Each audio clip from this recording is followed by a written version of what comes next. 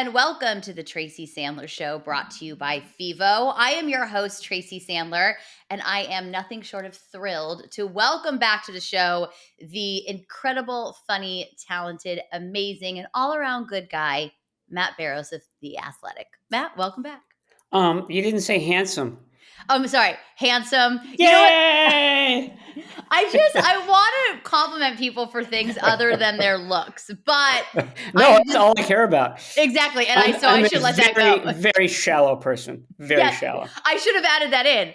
Talented, amazing, shallow, handsome Matt Barrows of The Athletic. But of course, the most handsome Matt. Thank you. Tied for the most handsome Matt in the media workroom because I don't want to get in trouble. You did say most handsome, and then you sort of amended it. So I'm going to take that as a W. So. Okay, hopefully Mayoko isn't listening. But he's not. Rude! I actually think he might. But anyways, it doesn't matter. The point is, you're the best. Matt, thank you so much. And thank you for having me back on. And wow, what great timing. Mm-hmm. We always have good timing with these because there's always a really good show or episode that precedes this podcast. And usually on HBO, oddly enough. We have discussed House of Dragon on this show more than once, you and I. I think we've discussed a number of shows, but today we need to talk about episode 3 of Succession. We are in the final season. It's funny. The first episode, I was like, okay. Second episode, I certainly like better. I think Sunday night's episode may be one of the best episodes of television I've ever seen. I agree with you, and I think it was so good because no one expected it, to happen in episode 3. No. What they did, are we allowed to reveal? Well, I think we can. I'm going to say right now, spoiler. Okay, if you are a fan and you have not watched yet, just fast forward to the 49ers part of this episode and then come back and listen. So, full warning, spoiler alert. Okay, here we go. Logan Roy dies in this episode. And it really did come out of nowhere. And when Tom first calls the kids, there was a little part of me that was like, this guy isn't sick enough to like fake this, is he? Like, that is like next level. But turns out it was real. I had the same reaction. I mean, it was so garbled. And it was so, and we can get back to that because I think that was really a well done piece of it. But I thought that, Tom it was some shenanigans there. I mean, they're always trying to fool each other. There's so much dishonesty in the show. It's basically a show about lies and backstabbing and disloyalty. That for the first, 30 seconds, you're wondering, is this real? But the way that they did it, I thought was really good. I mean, some of the commentary at the end, they do the post-show commentary, was about this is, sort of a modern life thing. Used to be that you lived with your loved ones and you were there when they died. And now we're all over the country and traveling, and it's done over cell phone, and the cell phone connections are horrible. And that's all part of sort of the modern kind of death sequence. And so I thought that they did that really well. And then obviously, each of the actors had to kind of summon, their greatest acting skills in each of those kids, with poor Connor coming in so late. And that always just bothers me. Is like, it's the 3 kids. And it's like, oh yeah, wait, we ought to tell Connor. On his wedding day. On his wedding day. And so, I just thought that the acting of each of them was good. Alan Ruck, who plays Connor, I just think that he's sensational, and he just did a wonderful job with his reaction too. In the way they filmed it, and I know it was scripted, but it was filmed in a way that you almost felt like, was it not? In a way, did they say to them, we're going to just have you give your natural reactions? And I'm sure that's not what it was like, but that's how good it was, that it really felt so raw and so real.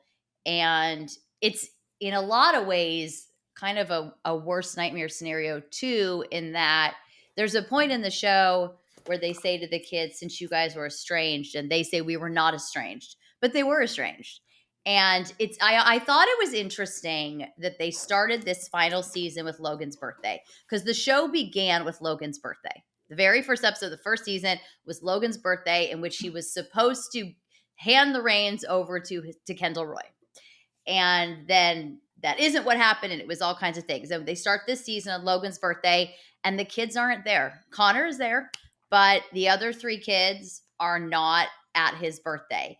And it's like the worst nightmare a little bit idea of like, well, we'll be at the next birthday, and then what happens? And they were estranged, and they were fighting, and the last time they saw him was not pleasant. It was the last episode, and then it was them saying goodbye to him in his ear where he was already gone. And that brings up so much stuff. And I just thought the actors all handled that so well, because you could feel that raw emotion. And Roman not accepting that he was dead, kept saying, well, we don't know. We don't know if he's dead. We don't know if he's dead. And that was really heartbreaking. Yeah, Roman was basically us. Not Mm-hmm. quite.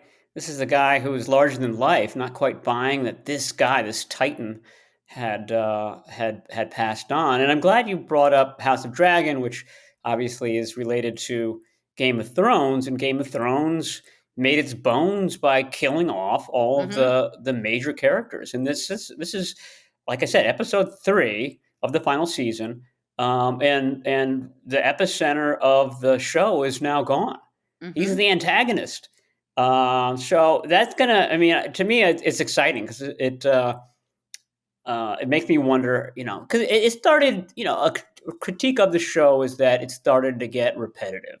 Mm-hmm. It's all this kind of internecine squabbling, family squabbling, and backstabbing, and they do it really well. But this is the third season of them doing it, so this is going to, introduce a brand new dynamic. I think that Swedish character, and I can't remember the actor's name, but he's in. Alexander Skarsgård. Okay, Skarsgård. Oh, yeah, fan. I guess we have a big. fan here. Oh, you have a big fan. He was on True Blood, which also an Yes. HBO show. The first two seasons of which were just spectacular. He was incredible, and he won my heart, and will have it forevermore. So Well, Alexander I Skarsgård. think, I mean, I don't know this. I haven't read this, but my intuition is that he's gonna sort of take the role as the alpha Mm-hmm. baddie in Mm-hmm. this one, and it'll be up to the kids to negotiate that. And Roman has a somewhat of a relationship with this guy, so I think that's going to be explored over the next what is it, 5 more episodes? 7. I think it's 10 Oh, episodes. Because it's a I tenor. looked It's a tenor. It's Okay, a nice. tenor. I looked it up last night because I was like, wait, are they? Because then I thought, okay, if he's dead in episode 3, it's got to be an 8 episode season. But no, it is 10 episodes. So it's going to be interesting to see what it's like without him too, because also he's an incredible actor and he does bring so much to the show. But essentially, what I think is going to be interesting to see over these next several episodes is the kids are going to have to grow up. Is that line he said to them in episode 2, "You are not serious people." And I think one of the things that kind of bothered me as a viewer a lot in episodes 1 and 2 is they're so flippant and kind of glib with this money just to stick it to him. But it's also his money. Like they're essentially, outbidding him with what is his money, so to speak. I mean, if you really like boil it down. So I think with him gone, they're going to be forced to grow up in a way they never have been before. And it will be interesting to see how that plays out. Can we talk about what I felt? I mean, it's a drama. It's a lot of things. It's also a dark comedy, Mm-hmm. um, and there's always funny lines. But the scene on the plane with Tom And Carrie. after Carrie comes through, and she's obviously freaked out about the whole thing. I haven't laughed at a TV show like that in a long time. Tom says she reacted like she caught a foul ball at Yankee Stadium, which I thought was just the greatest line. But it's so funny. He's played by Matthew McFadden, and he's what is he? I don't even know. Welsh or Maybe, something. yeah, I think so. Um, Something in that realm. but he pronounces it foul ball. Uh-huh. Somebody who obviously isn't familiar with baseball, we pronounce it foul ball. It's like Right. both words are emphasized equally. So, but I think the delivery was so good that the director just like, oh, let's just go with it, even though he didn't quite Yeah. nail foul ball correctly, but oh my gosh, I was just laughing my ass off. And it was such a, this guy had just died on the plane, and the kids were distraught, and it was a very difficult scene. But it just kind of shows you that these people are just assholes, They are. and they're always out for themselves and always out looking to undermine each other, and that's exactly what Tom is doing at that moment. Absolutely. And Carrie is freaking out because she's been sleeping with this man. She Yeah, works for and this man. is trying to become an anchor Well, because of her relationship with uh-huh. him, and she's terrible at it. Awful. And then I liked who was it that called her Chuckles the clown? That should I Yeah, like that one too. it was not Frank. It was the other Carl. Carl. Carl. Right? Yeah, Chuckles the clown. I will say a moment that I saw other people talk about on Twitter. I literally might cry while I talk about it. A moment that really got me was Colin, the who Logan referred to as his Yes. best pal in episode Yeah. 1. And it's such a short moment where you see him looking at the plane and he's distraught and upset. He's lost his boss, he's lost his friend, and it's interesting because a couple episodes ago when he said to him, "You're my best pal," they put everything in there for a reason. And this Yeah. is definitely why that was in there. And that really broke my heart because it's the Collins of the world. I hate to say this, but when this kind of thing happens, he will be forgotten. No one's going to take care of Colin. I mean, maybe he's still going to drive one of the kids, but it won't be the relationship he had with Logan. And he may just lose his job altogether, and then that's that. And that's, I think, really hard. Is they're all looking out for themselves, and as raw as the kids' emotions were, Kendall made a good point, and it's the reality of the situation. How we handle these next 30 minutes is going to affect the company for years to come. And that's stuff they have to think about. And there's all this extra stuff. And on Colin's end, like this was he doesn't have a job and he doesn't have his best pal. And that just broke my heart. Yeah, it's a show about disloyalty, and the only Mm-hmm. character who's really, staunchly loyal from season one through now has been Colin. Mm-hmm. everyone Mm-hmm. else is everyone else is out for themselves constantly. Husbands, wives, everybody except for Colin, and he just gets that little brief, but it was absolutely poignant. Mm-hmm. Yeah, And that that's the was part that made me cry. yeah. I was a little like teary through the episode, but that was the part I just like. I mean, I might start crying now. I just lost it. I was like, that just broke my heart. That was sad. So there was that. We'll have a toast for Colin We tonight. will. We will. To Colin. We have a toast to Colin. But great episode. The other line that, of course, was a poignant line was when Tom is talking to Greg, telling him what to do, and he says something, I can't remember what it was, but he says something pretty terrible. And Greg says, "My God, are you okay?" And he says, "I am. I'm not. I'm sad. Um, blah, blah, blah. It's important that people know I was with him." Like basically, don't tell anybody, but it's important people know that I was with them. And here it starts. Here they Well, go. yeah, everybody's gunning to get their name Mm-hmm. either on the press release that they're preparing Mm-hmm. or somehow in the narrative, like I was there when he died. I mean, that's what it's about. I mean, this guy's body isn't even cold, and they're kind of going over exactly that. I mean, how do we get our names at the top of this page? Yeah, I mean, it's just it's awful. And it's in keeping with this television show. So here we're gonna do this, and then I'm gonna have you back on the show after the finale. All right. Who's your guess? Who comes out on top now? I mean, I I just forgot his name. The second oldest son, Kendall. Kendall. Mm-hmm. Kendall is my favorite character because he has this range of Mm-hmm.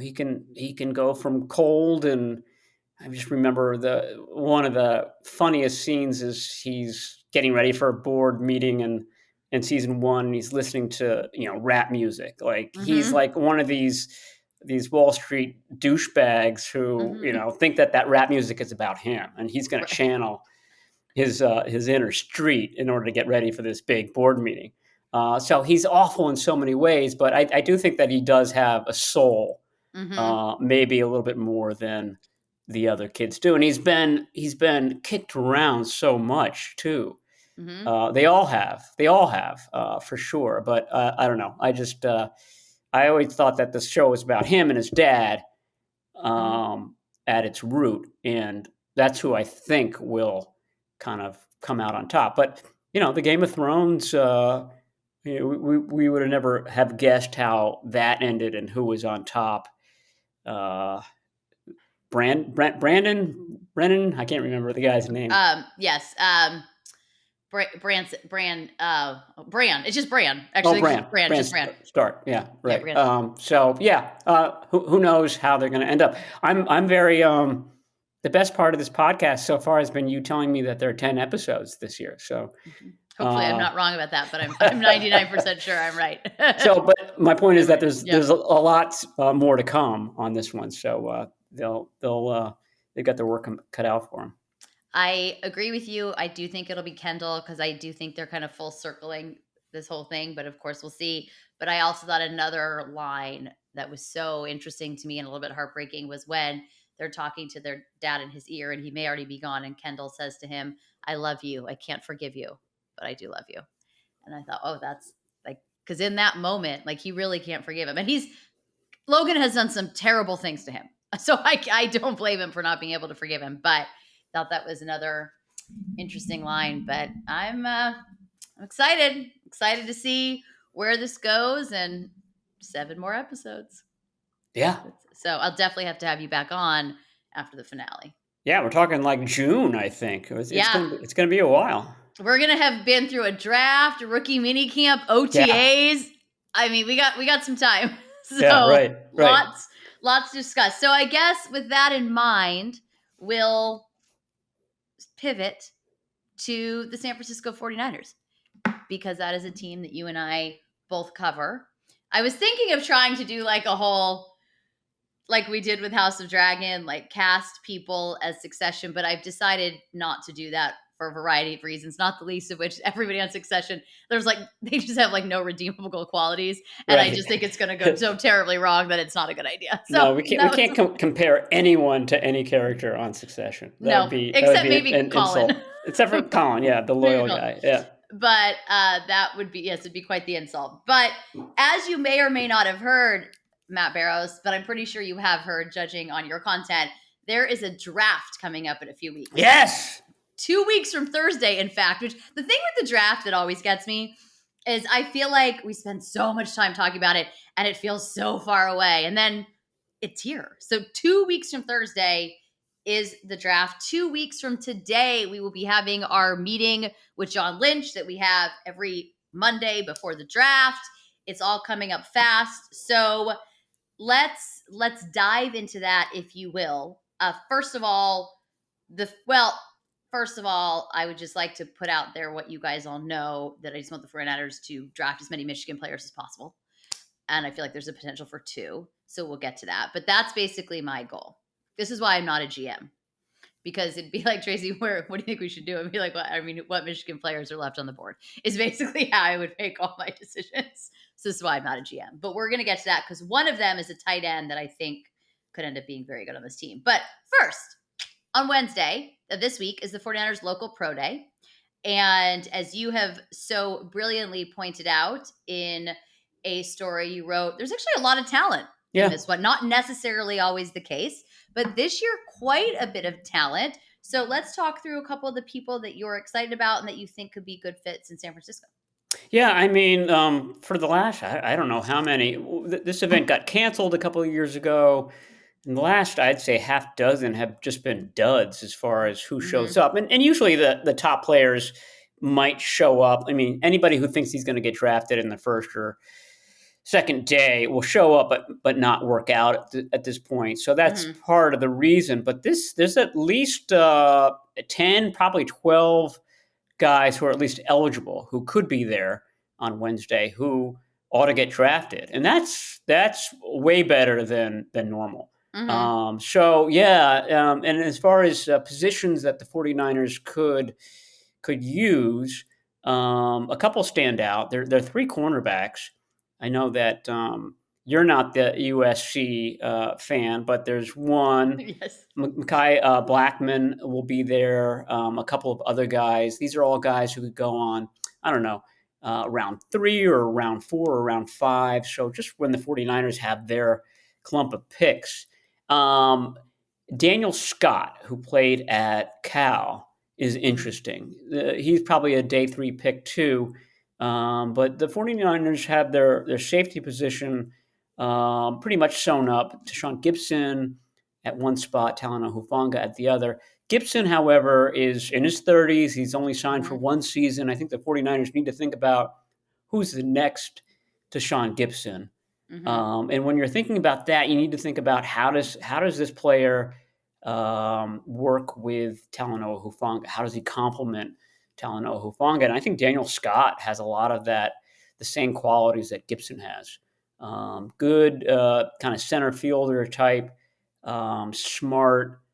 I just think that that combination might be something that intrigues the 49ers. And the other guy I really like is Junior Fajoko at San Jose State. San Jose State doesn't always have a lot of draftable guys. Fajoko, just one of these high energy. I mean, he seems like he's a kindred spirit of Chris Kasurik's. Like you put him on that line, Kasurik will find a spot for him. The guy just plays all out, all effort, all the time. Makes a lot of plays in the backfield. That would he might be a fifth round pick too. And I think the 49ers have five fifth round picks. That's They their always wheelhouse. do well in the fifth round. So these are all fifth round local guys that I think could kind of continue that tradition of success in that round. And you brought up corner, which was on my list of things to talk about. So let's hit on that real quick.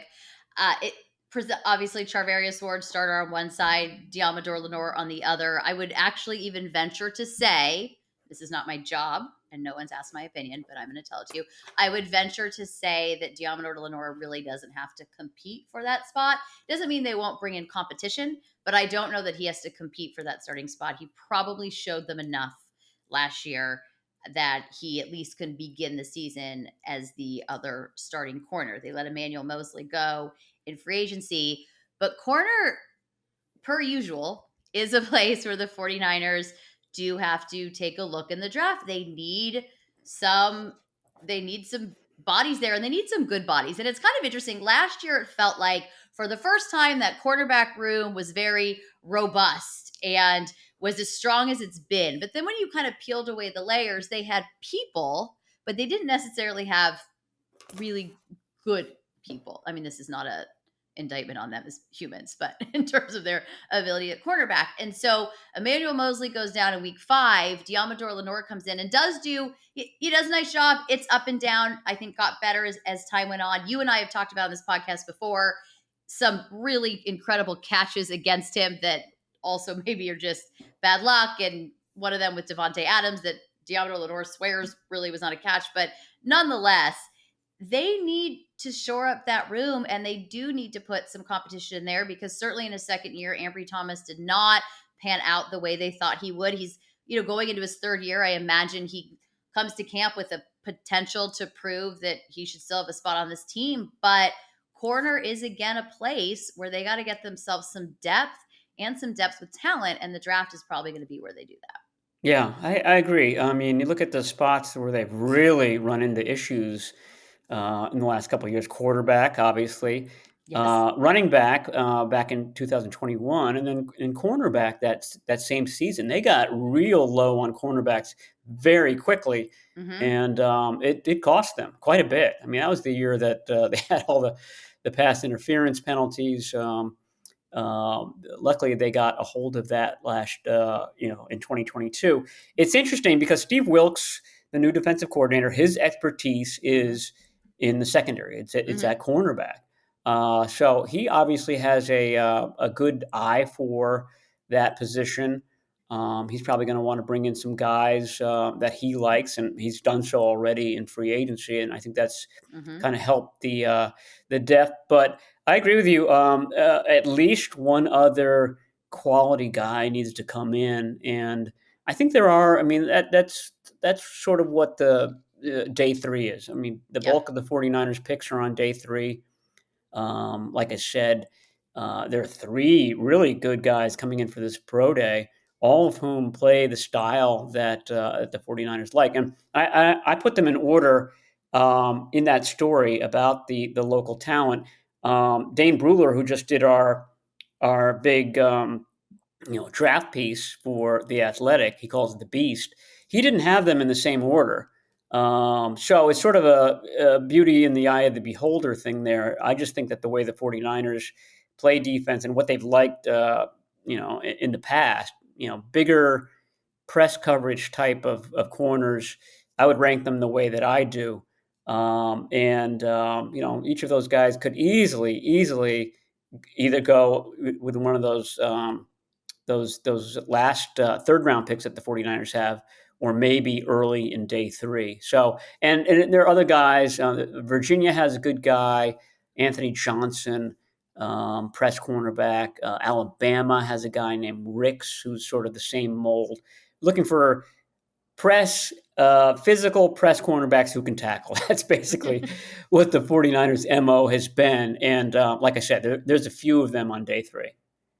So it's funny when you say beauty is in the eye of the beholder there. I mean, I look at the entire draft that way. The draft, in so many ways, it's everyone making their best guess with the best information they have at the time, and obviously all the research that goes into it. But there's just no guarantees that once a person steps into an NFL field, what's going to happen.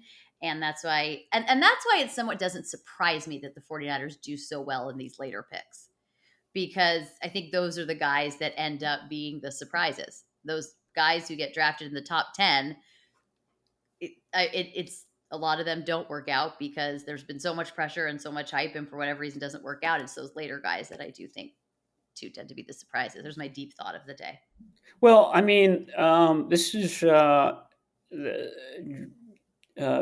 John Lynch and Kyle Shanahan have been together now since 2017. That's Mm-hmm. for the NFL, that's an eternity. Mm-hmm. Think of how many either head coaches or GMs have turned over since then. It's Mm-hmm. actually a very good question. I don't know off the top of my head any front office and coaching staff that, or at least head coach that's stayed intact for that amount of time. I guess the Seahawks have. Mm-hmm. Um, so my point is that the front office now knows exactly what they're looking for, Mm-hmm. and what's going to work. So I think that's a really big advantage, and I think that they've gotten more and more successful in kind of finding those, especially those day three guys, over time. Because, like I said, there's a real familiarity now between front office and coaching staff. So this is a very tight end heavy draft. Yeah. It's a big George Kittle somewhere just celebrated. He didn't even know why, but he got very excited about it. This is very tight end heavy draft, and this could be the draft for the 49ers. Bring in a true tight end to complement George Kittle. My question, as you know, to you before we started was, is this the year they do it? And of course, why is it Luke Schoonmaker from the University of Michigan? But in all seriousness, I do think he is a good fit on this team, and I think he will fall into a place where they can get him. I also feel that way about the kicker, Jake Moody, but maybe that's a topic for another day. Well, I think Schoonmaker is an easy guy for them to evaluate because Mm-hmm. he did all the stuff that the 49ers would ask him to do, because it's such a run heavy, uh, um, block heavy Mm-hmm. for the tight ends. And there's a handful of guys like that. Most of them are coming out of the Big Ten. Payne Durham from Purdue does that. Brenton Strange from Penn State does that. Sam Laporta from Iowa obviously does that. He's probably the best of that group. There's another guy from South Dakota, Tucker Kraft, who's in that mix. Um, Most people think Laporta is going to be gone and Tucker Kraft is going to be gone. Schoonmaker may be gone. I don't think the 49ers would trade up to get him. And Clearly, they haven't asked so, my opinion then, because if it were up to me, they would trade up to get him. yeah, I don't think he's quite special enough to trade up Take for. that back. He went to the University of Michigan. Yeah, I know. That wasn't nice. He's one of the knocks on him is that he's like 42 years old. he's not quite that old, but he's going to be 25 pretty soon, which Oh, is whatever. old, which is old for a rookie. Like Experience. Talano Hufanga, for example, is still 22. Trey Lance is still 22. So this guy's going to be walking around with a cane as a Oh, rookie. I think we're being a little dramatic. I will have you know that what is it? Mitch Wishnowsky, 25 as a rookie. Yeah, he's a punter. Not He the plays point. like Not the point. he plays 6 snaps a game. You are bringing up things that are not relevant. I'm talking about age. Mitch Wishnowsky was 25 as a rookie. That was an unkind thing that you said, and I think Luke is going to I'm be just saying that I amazing. don't think that he's trade upable. I mean, I think if he's sitting Rude. there and the 49ers are on the clock at pick 100, he'd be a very interesting pick. I like other guys more than Schoonmaker. I hate to tell you. Yeah. Well, that was rude, but okay. Well, you know how we watch George Kittle and he takes like 19 guys down the field with him? Yes. Schoonmaker doesn't do that. It's like a little stiff breeze and he falls over. Well, you don't need two guys like that. We already have George Kittle doing it. Okay. Well, this is the idea of drafting a tight end. Is it helps with two tight end sets. Yes. B gives George Kittle a little bit of a break. I mean, George Kittle plays 99% of Yeah. the offensive snaps. He plays a lot.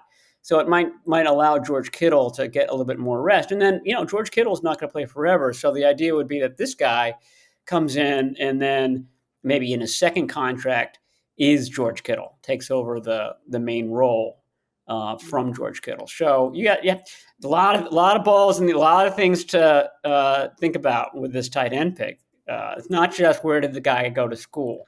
Well, that's Uh, a lot of things for you to think about. For me, it is where did this guy go to school? But that's just the me I thing. think that your kicker stands a better chance. And Michigan also has a tackle, and his name is Yes, they do. just escaping me right now, but he's working or has worked with Joe Staley. He's one of Joe Staley's crew in Southern Hmm. California. And that always kind of tells you, aha, this could be a good fit for the 49ers. That guy might be a late day 3 pick, but might be worthwhile at that point. Well, I do in rookie minicamp, I do 5 fun facts with all of the rookies. And if I have 1 to 2 Michigan players during rookie, it will be like my Christmas. It will be Christmas in May for me. I think Schoonmaker's interesting. He's from Connecticut. That's interesting in itself because not very many NFL players are from Connecticut. Mm-hmm. And he's got sisters and a brother, very big sports family. So I think you would have a lot of material to work with. And I think Jake Booty would be a good 5 fun facts too. I think. Well, yeah, we could talk about his mustache a little bit. Uh-huh. Could talk about. What do we think of his mustache? Well, I think it's just it adds to the whole thing. It's him. I almost think it'd be weird now if he didn't have the mustache. Like if he shows up for his 5 fun facts without the mustache, I might draw one in. I'd be like, this was not what I was. I get like my Sharpie. I'm like, hold on. We can give him like a Raleigh Fingers mustache too, a little handlebar. Like that there. commercial with Patrick Mahomes and Andy Reid, the state. Yeah, there you go. Yes. So there's that. All right. So we have a lot of exciting things in the next few weeks. Yeah, excited to see how this all plays out. 49ers have their first pick at 99. Oh, I do remember one other thing that I wanted to ask you. I will take us back a year. There was all sorts of Deebo Samuel drama going on at that time. The 49ers' favorite wide back had requested a trade. There were the noise, the little milling about. I don't want to say rumors. Almost feels like a strong word, but things milling about like maybe perhaps they would trade him to the Jets. Get into the top 10 because they didn't have first round last year. They don't this year. The chances of that were so slim, like so slim, and it of course didn't happen.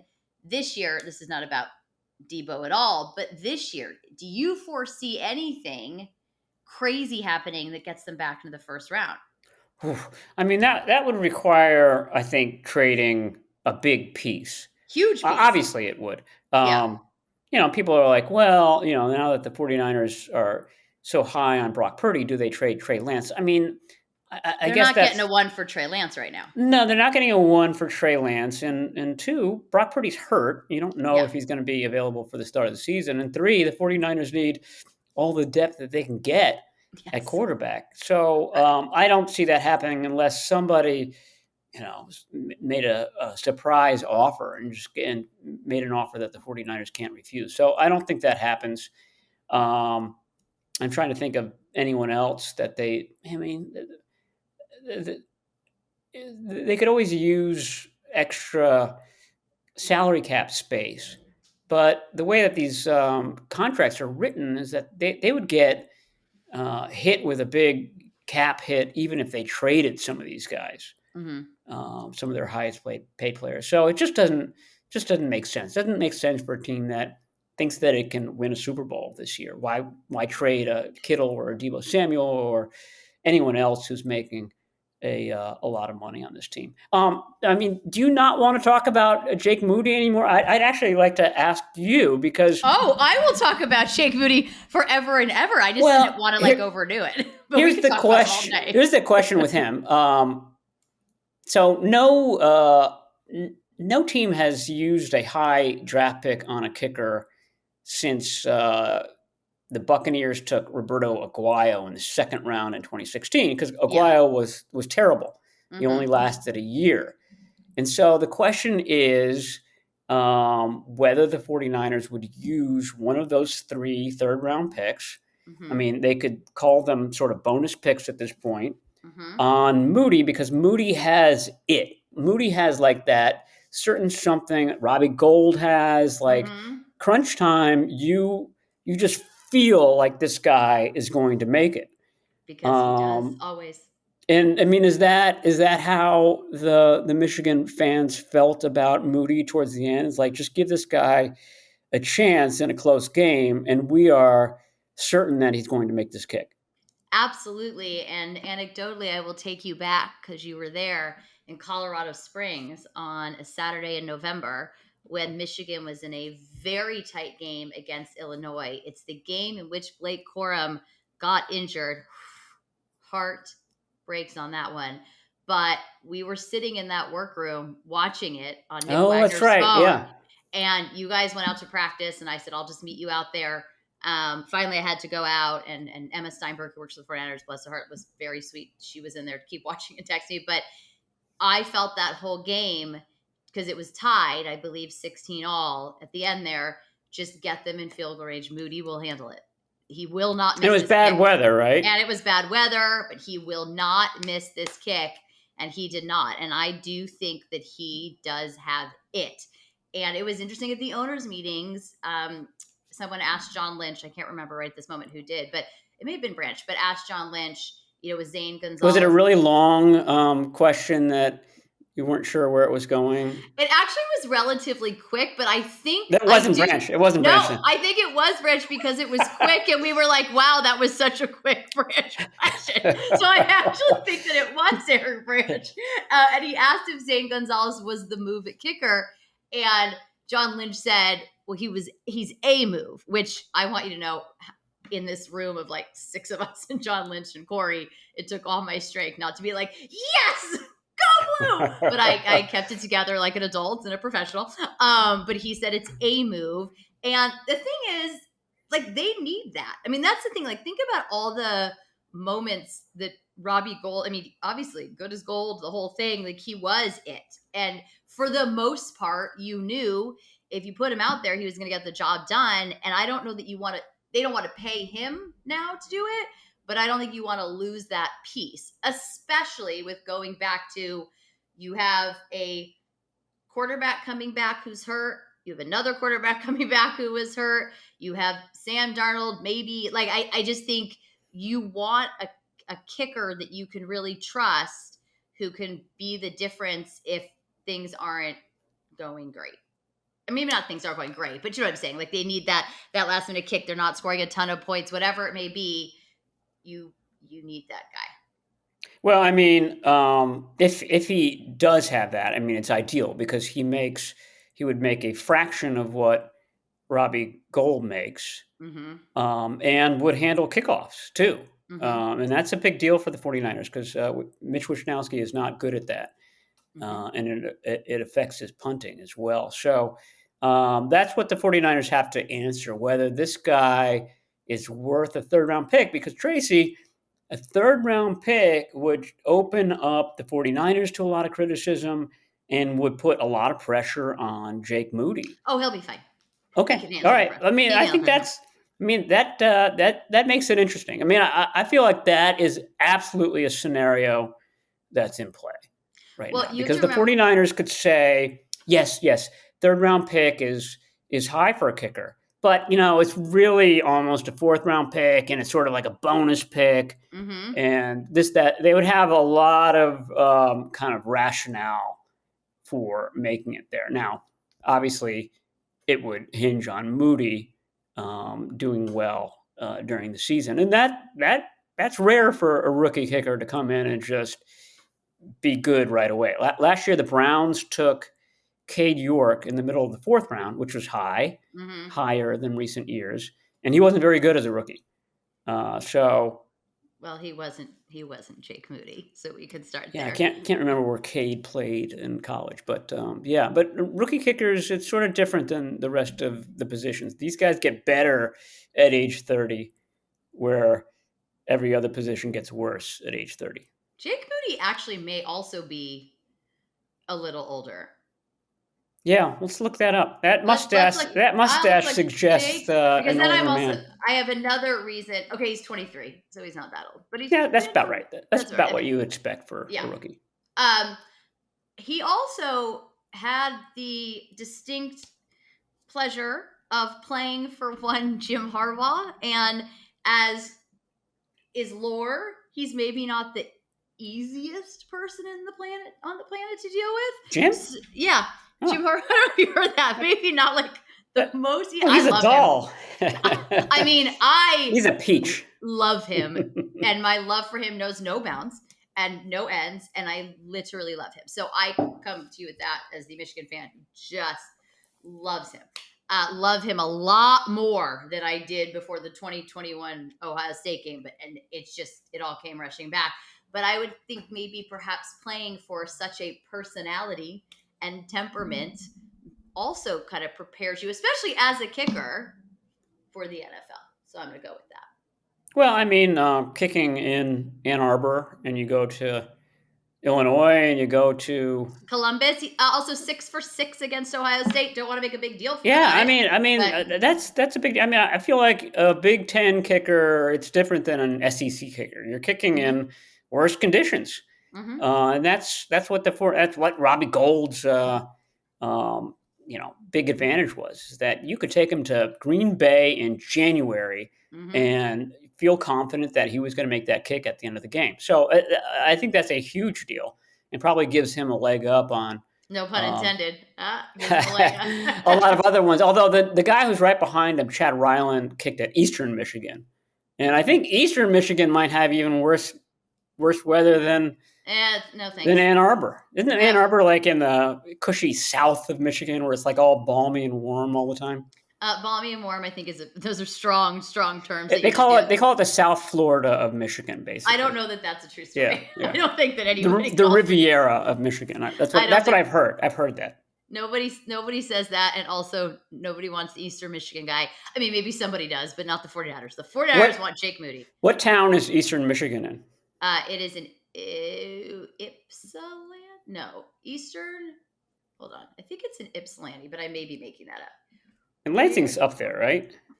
Where? No, Ypsilanti is really close to Michigan, so I mean to Ann Arbor. So I feel like Oh, it okay. can't be. No, I was right. Look at me knowing my Michigan knowledge. It's an Ypsilanti. It is actually very close to University of Michigan. I forgot that. It Oh, actually is okay. very, but it is an Ypsilanti. So look at me with my good old Michigan knowledge. Boom. So actually, the conditions aren't all that different. In fact, there were people who I went to college with in Ann Arbor that lived in Ypsilanti. That's how close it was. Oh, okay. So there's that. So you've got two Michigan guys. Yay! Woo! Go Blue! Best draft, best podcast ever. And if anybody says, what about Ambry Thomas? I'm going to choose to ignore those comments. So don't at them at me because I won't respond. And also, big year coming up for our guy Ambry Thomas. Go Blue. They need him. They do. They need him. So let's see if he turns this thing around. Still very young, very early in his career. So this basically became a Michigan podcast, and nothing makes me happier. Thank you for joining. Yeah, great. It's a good thing I know Chris Biederman here. Yeah, I think I'm going to be joining Team Beads pretty soon. There's a lot of Michigan honking going on between you and Josh. You can't. No, I'm sorry, but you can't join Team Beads. Otherwise, I can't have you back for the Succession finale. Well, maybe That's I'll have true. you and I could have you and Beads on for the finale because he also watches. So there we go. I'm not going on with Beads. Okay. Right? We I'm just saying that right now. Okay. All right. Well, the gauntlet has been thrown. All right, Barrows, tell everybody where they could find you online. Like not your address, but just where they can find you online. At Matt Barrows, got a lot of great stuff coming up. Oh, here's one that you would find interesting. I spoke with Vernon Davis recently. Not a Michigan guy, but played in the Big Ten, or I guess it was the ACC back then. Also, my first one-on-one interview ever was with Vernon Davis.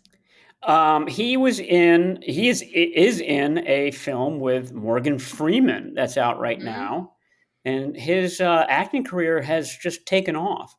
And so the story is about the very kind of interesting process he had to do to play this role. He's a serial killer in this Morgan Freeman, so he had to get really dark, obviously, and it's interesting where he went to really kind of figure out how to play this role. Okay, we will look out for that. You guys, you can find us on Instagram at Fangirl Sports Network. You can find me on Instagram at Tracy Sandler, on Twitter at 49ers Fangirl. We are brought to you by Bet Online. We are brought to you by FIVO. And I think that's everything I've got. Oh, don't forget to give us a 5-star rating and an awesome review. And with that, I'll talk to everybody later this week. Bye, all.